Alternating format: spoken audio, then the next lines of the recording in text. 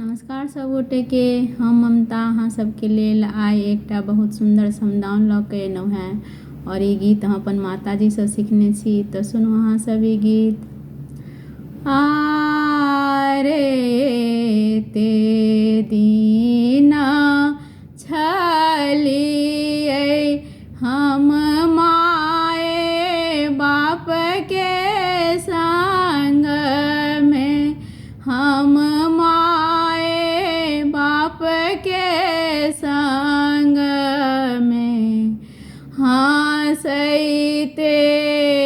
खेलैते दिन जाय।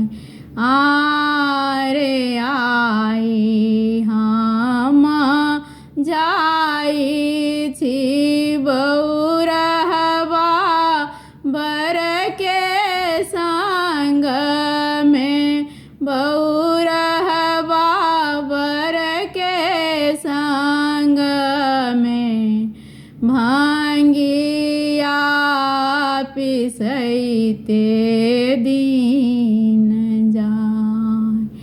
आरे ते दीना छलियै हम भैया भौजी के राज में, हम भैया भौजी के राज में बजैते भुकैते दिन जाय। आरे आई हम जाइ छी भंग पियबा बर के संग में, भंग पियबा बर के संग में डोरी धरैते दिन जाय।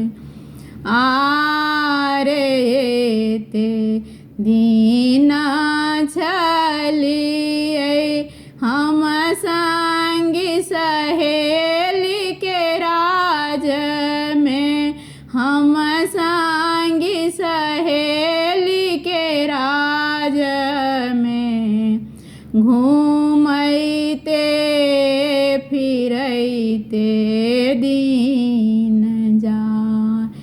आरे आई हम जाइ छी भंग पियबा बर के संग में, बौरहबा बर के संग में पैंचा मंगैते दिन जाय।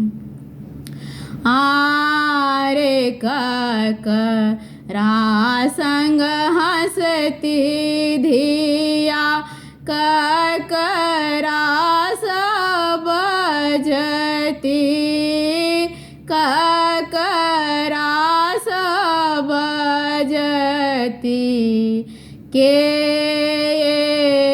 पूछत दिल बात।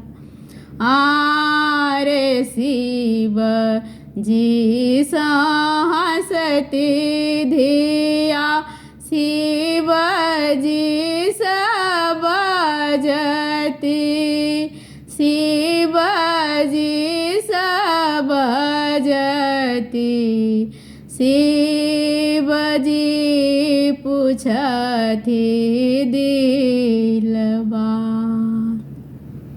तो अहाँ सबके गीत केहन लागल से जरूर बताएब। धन्यवाद, शुक्रिया।